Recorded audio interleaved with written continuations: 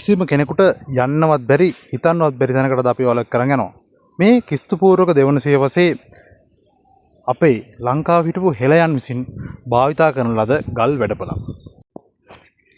ප්‍රධාන මාර්ගයේ සිට කිලෝමීටර් 8ක වගේ ප්‍රමාණයක් ලාහුගල රක්ෂිතය ඇතුළට පැමිණි පසු මෙම ගල් වැඩපළ දක්නට ලැබෙනවා. මෙම ගල් වැඩපළ අපගේ හෙළයන් විසින් චෛත්‍ය වල පාදමට යොදා ගන්නා ගල් නිර්මාණය සඳහා සහ ගල් කණු නිර්මාණය සඳහා භාවිතා කරලා තියෙනවා. ඉතින් මෙම ගල් වැඩපළට යන මාර්ගයේ ඉඳලා සම්පූර්ණ වීඩියෝ එක ඔයාලට බලන්න පුළුවන්. අපි ප්‍රධාන මාර්ගයෙන් ඇවිල්ලි ඉවරලා මෙන්න මේ ඔබ දකින්න ගල් තලාවක් දිගේ ඉදිරියට යනවා. ඔබට පේනවද මේ ගල් තලාවේ තනින් තන තියෙනවා ගස් වැවිලා. මේ ගස් වැවිලා තියෙන්නේ ඒ ඉස්සර කාලේ එම අපේ හෙළයන් විසින් ගල් මෙම ස්ථානයේදී විවිධ යුතු තැන් වලින් ගල් කපාගෙන ගොස් එම ගල් කණු නිර්මාණය කරලා තියෙනවා. එතකොට මේ ගල් කණු නිර්මාණයේදී ගල් වක්කර සහ ගල් තලාව වලින් ගල් කපාගෙන ගොස් ගල් කණු නිර්මාණය කරලා තියෙනවා. එතකොට හරි ඔබ දැකලා ඇති හරි ෆිනිෂින් විදියට තියෙන ගල් කණු තියෙනවා. ඒ කියන්නේ හැම පැත්තම සමානුපාතිකව අල්ලපම හරි සිනිඳු විදියට තියෙන ගල් කණු තියෙනවා. ඒ ගල් කණු ඇවිල්ලා ඉවරලා අපේ හෙළයන් විසින් අපි දැනට කොන්ක්‍රීට් දාන්න පාවිච්චි කරනවා වගේ ලී පෙට්ටි වගේ සකස් කරගෙන ඉවරලා ගල් කණු නිර්මාණය කරපු ඒවා. ඒ වගේ ගල් කණුත් ඒ වගේම ගල් තලාවලදී ගල් කොටස් වශයෙන් වෙන් කරගෙන ඉවරලා නිර්මාණය කරපු ගල් කණුත් ඒ වගේම පාදමට ගත්ත පාද ගල් වගේ විවිධ වූ ගල් වර්ග තියෙනවා. මේ ඔබ දකින්නේ එක්කෙත් ඒ වගේ යොදාගත්තු ගල් වර්ගයක්. මෙන්න මේ දකින්න ගල් කණු මෙම ස්ථාන වලින් කපාගෙන ගල් තලාවෙන් ඔවුන් බෙහෙත් යොදා ගල් තලාවෙම කපාගෙන වෙන් කරවා ගන්න ලද ගල් කණු තමයි මේ ඔබ දකින්නේ. මෙතනින් ඉස්සරහට ගිහපම් පොඩි මාලිගාවක් තියෙනවා. මේ මාලිගාවේදී වත් කරලා ඉවරලා හදාගත්ත ගල් කණුත් තියෙනවා. එතකොට මේ ගල් කණු ගල් තලාවෙන් වෙන් කරගැනීමට විවිධ උදු බෙහෙත් වර්ග යොදාගෙන තියෙනවා. ඉතින් මේ බෙහෙත් වර්ග ගැන රහස් වට්ටෝරු අපේ පැරණි තාම දන්න මිනිස්සු ඉන්නවා. ඇත්තටම අපි ඒ ගැනත් වෙනම වීඩියෝ එකක් කරන්න බලාපොරොත්තු වෙනවා.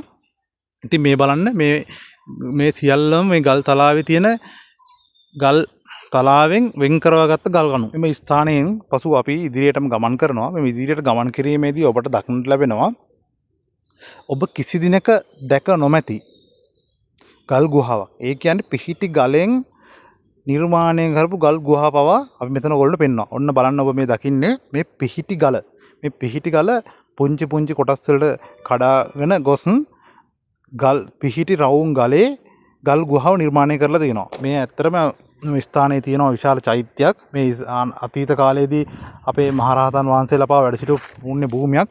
භාවනා යෝගී ස්වාමින් වහන්සේලාට භාවනා කටයුතු සිදු කර ගැනීම සඳහා වූ භාවනා කුටි තමයි මෙසේ නිර්මාණය කරලා තියෙන්නේ. ඇත්තටම මට මතක් වෙනවා තේර ගාතාවල මොකක් හරි එකක තියෙනවා මේ භාවනා යෝගියෙකුට ධනිස් දෙක නොතෙමෙන්න තියෙනවා නම් ඒ ඇති භාවනාවට බවුන්නරන රහත් භාවයට දක්වා යන්න කියලා. අන්න ඒ වගේ ඇත්තටම කුඩා විදියට ලස්සන සියුම්ම නිර්මාණය කරපු තැන්. ඉතින් මේ බලන්න මේ ස්ථානයේ දැනට පස් පිරලා තියෙනවා. මේ ගල් කටාරම කොටලා තියෙනවා. මේ මෙතන තියෙන්නේ ගල් ගුහාවක්. ස්වාමීන් වහන්සේ වැඩ සිටින්නට හැකි ගල් ගුහාවක්. එතකොට මේ මෙතන ස්ථානයේ තියෙනවා පෙට්ටියක් වගේ හරිගස්සලා ඉවරලා මෙම ස්ථානයේ ස්වාමින් වහන්සේලාට භාවනා කිරීම සඳහා සකස් කරලා තියෙන තැනක්. දෙපැත්තේ තියෙන ගල් වලට උඩින් ඉතා විශාල ගලක් නිකන් තියලා වගේ තමයි තියෙන්නේ. මේක පිහිටීමද නැත්නම් තියලාද කියලා හරියටම අපිට කියන්න බෑ. නමුත් මෙතන මේ ස්ථානයේදී භාවනා යෝගී ස්වාමින් වහන්සේලාට වැඩ සිටීමට භාවනා කිරීමට යෝග්‍ය පරිදි සකස් කරපු ස්ථානයක් තමයි මේ ඔබට දක්නට ලැබෙන්නේ. මේ ස්ථානයෙන් පසු අපි ගල් තලාව දිගේ ඉදිරියට යනවා. තව මොන වගේ ස්ථාන තියෙන්නේ කියලා බලන්න. ඉතින් මෙහෙම අපි ඉස්සරහට යනකොට අපිට ශිලා ලේඛනයක් තියෙන තැනක් දක්නට ලැබෙනවා. මෙම ඔය ඔබට දකින්න තැනින් ඉදිරියට ගියාට පස්සේ ලොකු ගල් තලාවක් තියෙනවා. මේ ගල් තලාවේ තමයි දක්නට ලැබෙන්නේ ශිලා ලේඛනය. ඉතින් මේ ඊටමත් විශාල කැලයක් මේක. මේ කැලේ ඇත්තටම වල්ලලි රංචු පිටින් ඉන්න කැලයක්. අපි එනකොට මාර්ගයේදී අපිට වල්ලලි පවා හම්බ වෙලා තියෙනවා. ඉතින් අපි මෙහෙමම ඉස්සරහට යමු. ඔන්න දැන් අපි ඇවිල්ලා තියෙන ගල් තලාව උඩට අපි ආවා ඉක්මනින්. ඇවිල්ලා ඉවරලා ඔබට මෙන්න මේ ඉදිරියට ගියාට පස්සේ දක්නට ලැබෙනවා මෙම ස්ථානයේදී මෙම ස්ථානයේ කවුරුන් විසින් පාලනය කරාද මොනවද මේ ස්ථානයේ තිබුණේ කියලා පැහැදිලි අකුරින් නැතත් සම්පූර්ණ සවිස්තර වාර්තාවක් ලියා තබන ලද ශිලා ලේඛනයක් කියලා තමයි අපිට මේකට කියන්න වෙන්නේ. සෙල් ලිපියක් කියනකොට ශිලා ලේඛනයක් කියන එක තමයි ගොඩක් සාර්ථක. ඉතින් මෙන්න ඔබට බලන්න පුළුවන් ඔන්න අකුරු දන්නවා නම් කියවන්න පුළුවන් නම් කෙනෙකුට කියව ගන්න බලන්න ඔබට දක්නට ලැබෙයි. මෙම ස්ථානයෙන් මේ ශිලා ලේඛනය ඔන්න අකුරු අපි දැන් ඔබට පෙන්නන්නම්. ඔන්න බලන්න. මේ තියෙන්නේ පේනවද?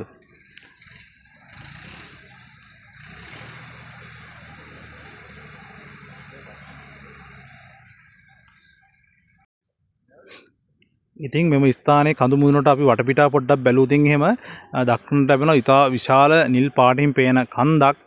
එතකොට මේ කොයිතරම් ඝන කැලයකද අපි ඉන්නේ කියන එක ඔබට තීරණය කරන්න පුළුවන් අපි මේ පෙන්නපු වීඩියෝ එකෙන් අපිත් එක්ක ඇත්තටම මේ ගමනට පළු හාදයකුත් සම්බන්ධ වුණා. ඇත්තටම එක සැරයක් අපි කැලේ ගිහිල්ලා ඉවරලා අපිට එන්න පාර හොයාගන්න බැරි වුණා අතරමං වුණා. එම අවස්ථාවේදී අපිට මඟ පෙන්වන්නෙක් විදිහට මේ සුනකෙක් නැත්තම් බල්ලෙක් කොයිතරම් උදව් කරාද කියලා මට මේ අවස්ථාවේදී මතක් වෙනවා. ඉතින් මෙම ස්ථානයේමුත් අපි මෙහෙම ඉදිරියට බැහැලා ඉවරලා ගමන් කරනවා. මේ ගල්තලාවේ යටින් තමයි අර අපි ඉස්සෙල්ලා පෙන්නපු මේ භාවනා යෝගී ස්වාමීන් වහන්සේ වැඩ සිටින ගුහාව කොටලා තිබුණේ. ඒ කියන්නේ මේ හාරලා ඉවරලා තිබුණේ මෙන්න මේ ගල්තලාව යටින් තමයි නිර්මාණය මිනිසුන් විසින් ස්වභාවික නිර්මාණයක් කරන මිනිසුන් විසින් නිර්මාණය වෙච්ච එකක්. මේ තියෙන්නේ මේ ස්ථානයේ අතීතයේදී චෛත්‍යයක් තිබිලා තියෙනවා. එම් චෛත්‍යයේ නටබුම් මෙන්න ඔබට පේනවා ඇති. පාදගල් මෙම ගවුත් ඇවිල්ලි ඉවරලා අර ඉස්සෙල්ලා පෙන්නපු ස්ථානවලදී කපාගෙන ගෙනවිත් මේ ස්ථානවල තමන ලද ඒවා තමයි. ඉතින් ඊට පස්සේ මේ ඔබ දකින්නේ අපි අර කිව්ව මේ ගල් තලාවෙන් නිර්මාණය කරන ලද ඒ කියන්නේ කපාගෙන ගෙනවිත් සවි කරන ලද ගල්. මේ තිය බලන්න මෙම එක පැත්තක් සම්පූර්ණම ගල තිබුණා අනිත් පැත්ත වෙනකොට හීනිවට තියෙන්නේ. ඒතර මේ ගල් කණුව එක පැත්තක් හීනි. ඉතින් මේ ස්ථානයේදී ඔහොමම ඉදිරියට අපිට තව ගමන් කරාට පස්සේ ඔවුන් ඔබට ඉදිරියෙන් පේනවා වත් කරන ලද ගල් කණු පව මේ ස්ථානයෙන් ඔබට දක්නට ලැබෙනවා. ඔන්න බලන්න. මේ තමයි අපි අර කිව්ව පැරණි රජමාලිගය. මේ රජමාලිගය ඇත්තටම දැනට ගල් කණු පමණ ඉතිරි වෙලා තියෙන්නේ. මේ දේවල් ඇත්තටම කැලයටම සංගවි ගියපු වගේ ස්තූපූරක දෙවන සියවසේ කියන්නේ කොයිතරම් කාලයක් ගියපු යොත. ඇත්තටම මෙතන තියෙන ගල් කණු වල දැන් පාටයි ගස්වල පාටයි දෙකම එකයි. අපිට හිතෙන්නේ මේ ගල් කණු නෙවෙයි මේ ගස් කපලා දාලා වගේ හැඟීමක් තමයි එන්නේ. ඔන්න බලන්න මේ ඇවිල්ලත් අර ගල් තලාවෙන් කපාගෙන ආපු ගල්. මොකද මේ එක පැත්තක් හීනි අනිත් පැත්ත විශාල. එතකොට මේක ත්‍රිකෝණාකාරයට තමයි මේ ගල් කණු කපාගෙන එනවිත් මේ ස්ථානවල තබලා තියෙන්නේ. ඉතින් මේ ස්ථානයෙන් පස්සේ මෙන්න ඔබට අපි ඊගාවට පෙන්නනවා මේ ස්ථානයේ තියෙන වත් කරන ලද ගල් කණුවක්. ඔබට පෙන්වන්න පුළුවන් අපිට.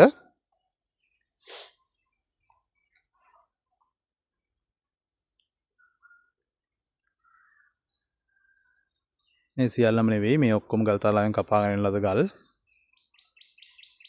ඉතින් එහෙම ඉස්සරහට අපි යමු.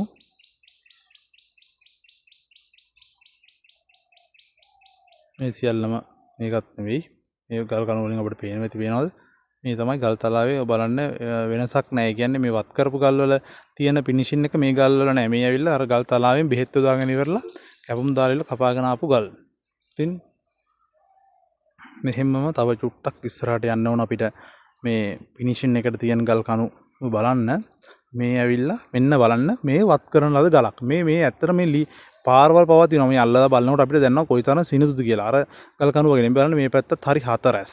ඒ කියන්නේ හරි කිසිම වෙනසක් නැහැ. මේ ඇවිල්ලා ඉවර වෙලා බෙහෙත් යොදාගෙන ලී පෙට්ටි වගේ ඒවා සකස් කරගෙන ඉවරලා වත් කරලා. නැත්තම් මේ ස්ථානෙට ගෙනල්ලා ඉවරලා ගල් දිය කරලා ගල් උණු කරලා හදපු ගල් කණු තමයි මේ දෙන්නේ.